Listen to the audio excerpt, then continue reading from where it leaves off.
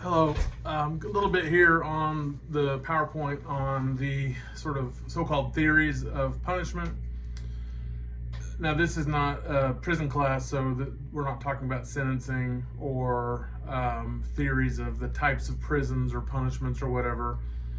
Broadly speaking, as most of you know, if not all of you, of course, prisons, jail, fines, probation, parole, all those kinds of things. Mostly this chapter's in there because we're dealing with the sort of like the why criminal law and what kinds of things do criminal law what is it designed to handle. And punishment, of course, has a moral component to it. You punish those things that are wrong.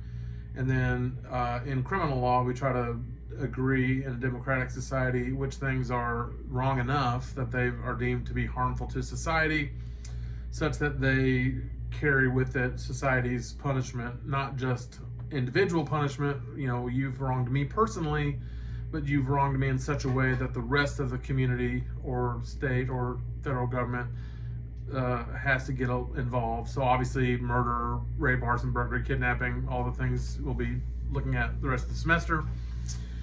And so two of these are the two main broad theories, and you can parse these out in a more class more on about punishment itself. But for our purposes, you have two main ones here. The ones that are talked about in the text, and the ones I have on the PowerPoint are retributive justice and utilitarian justice. First one and then the other, of course. So retributive, of course, just means payback. So again, tribute, pay back. The basic of that comes from sort of a Judeo-Christian idea of sowing and reaping, right? That you plant. If you plant wheat, you harvest wheat, right? You don't harvest or sow wheat and then harvest apples.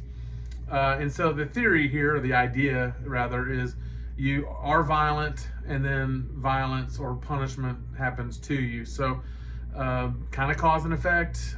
It's not karma. It's not random. It's not purposeless. It's not fate or chaotic. It's you've done this, and in payback, we're going to do that.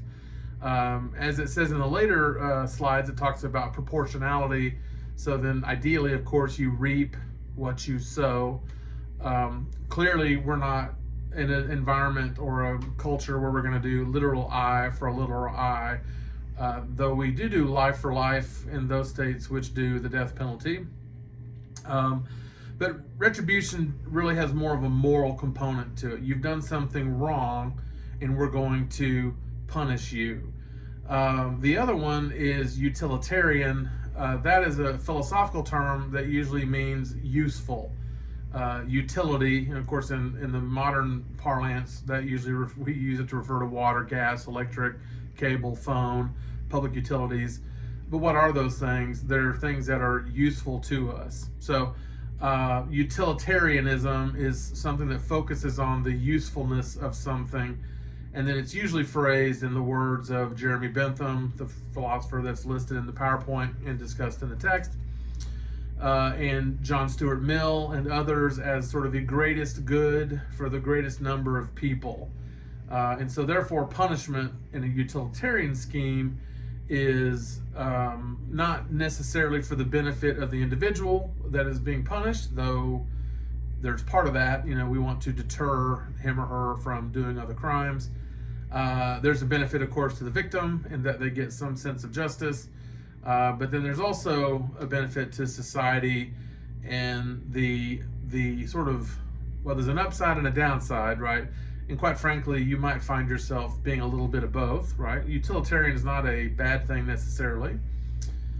You need to count the cost, right? We have to budget for punishments. We have to budget for courts and police and those kinds of things.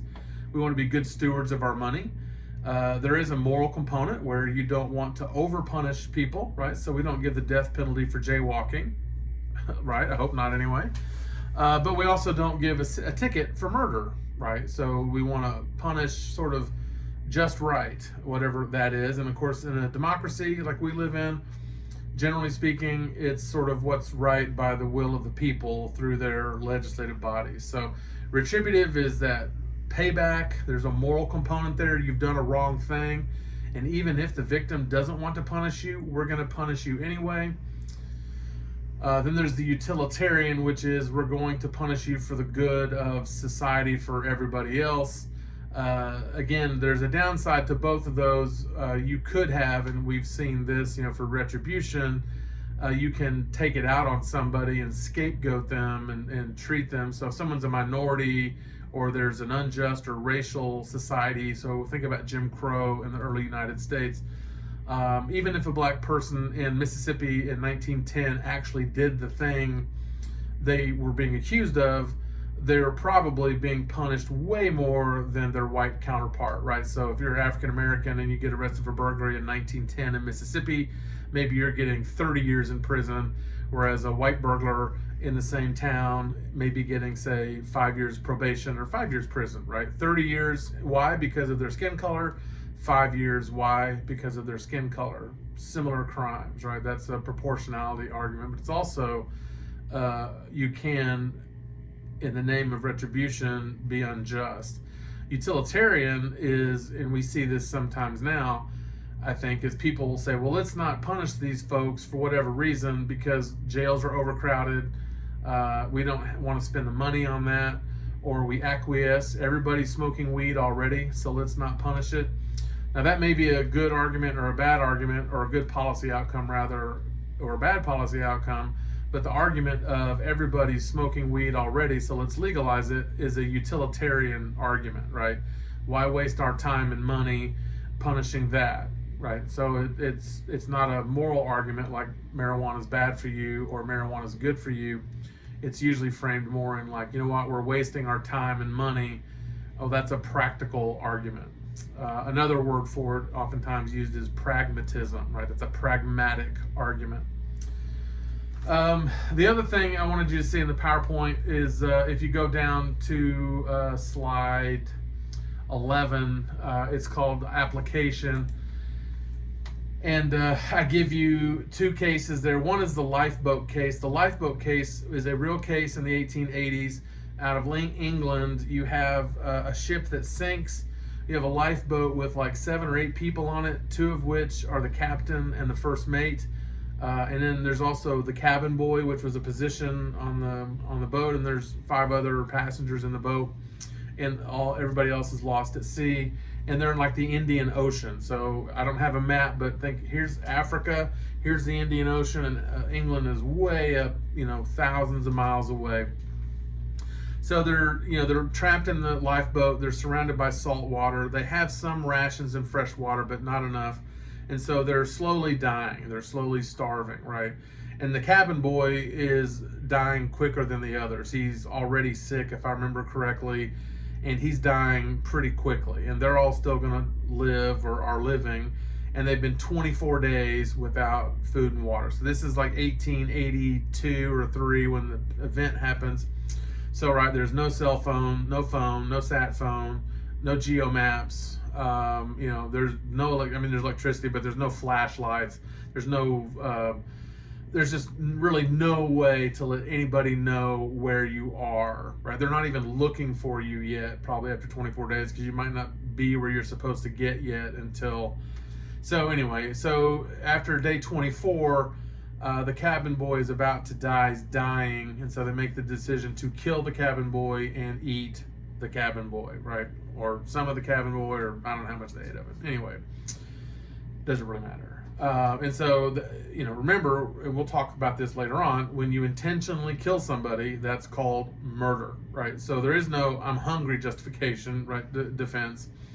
So they get arrested, finally on course, you eat this person, and surely the next day, right, here comes a ship and saves you. So you're like, well, crud, I wouldn't have eaten that guy if I'd have known, So they get arrested because they find, they killed this boy intentionally, right, with premeditation and malice aforethought.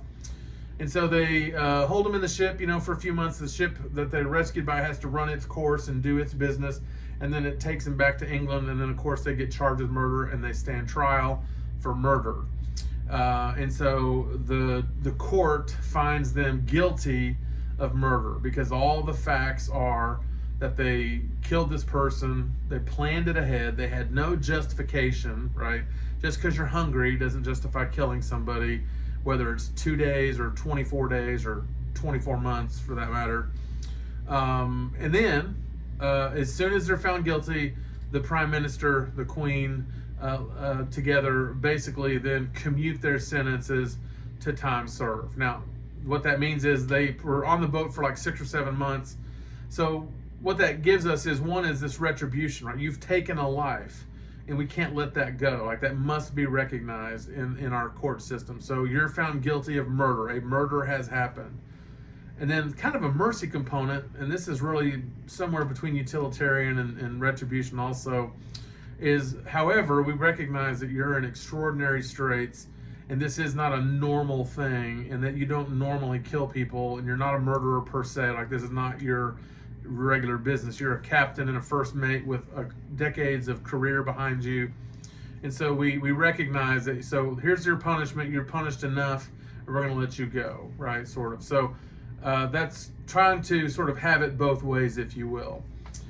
People versus Superior Court. Now, when you see that title, and I'll wrap this up here real quick, when you see something versus court, that doesn't, you're not suing the court for money. You're accusing the court of making a bad decision. So, People versus Due is the original original manslaughter case. It's a California case. Mrs. Due is a store owner of a convenience store in Los Angeles.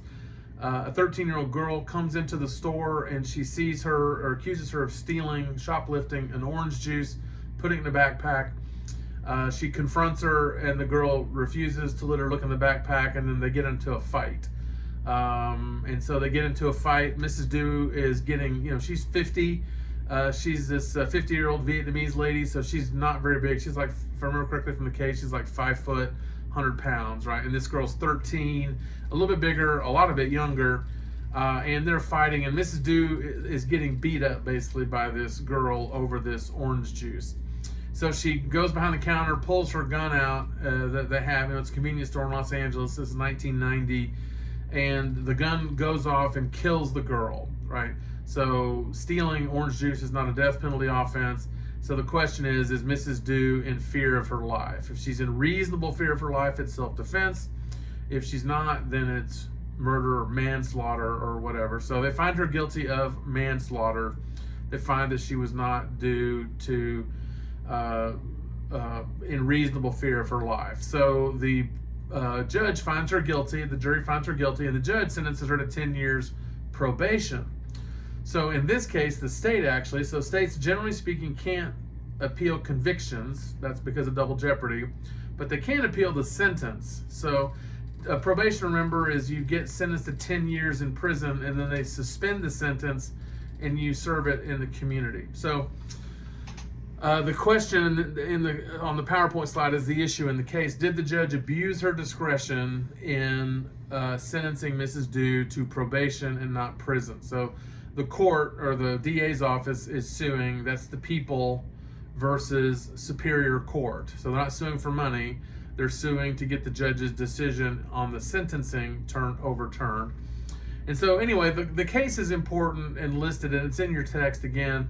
And it lists the California standards there you see on the right-hand side of that slide. And those are still the standards today that judges look at when they're sentencing people.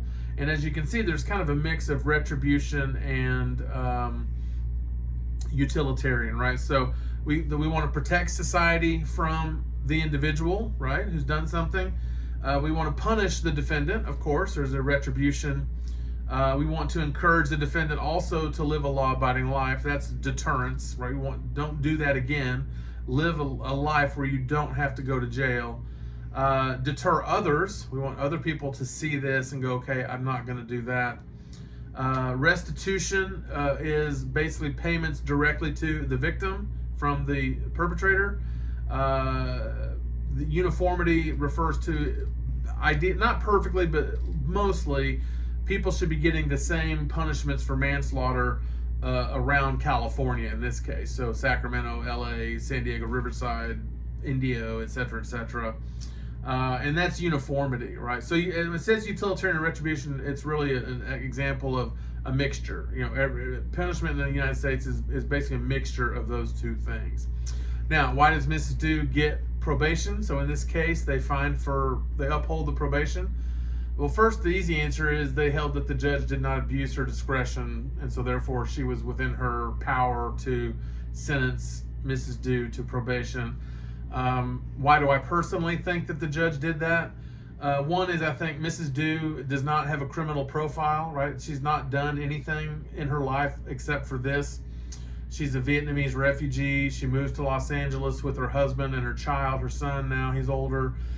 They own a store, they're business people.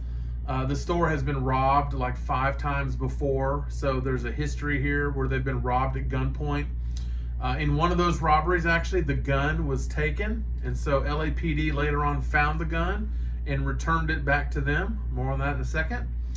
The defendant has lived a law-abiding life, and the odds are that she will continue to live a law-abiding life. Probation is not easy. If you're a typical criminal, drug dealer, have a hard time, or drug taker, drug user, alcoholic, addict, maybe have some mental health issues, trouble holding a job, trouble staying in a home, trouble getting along in life for whatever reason, you will not succeed at probation. So by giving her probation, she's got to toe the line, right? You've got to go to work, you got to pay your fees, you got to not hang out with certain people. It's easy because it's easier than prison, but it's also difficult if you've had trouble in your life sort of getting your stuff together on a regular basis. And then the third one there, the restitution for the victim.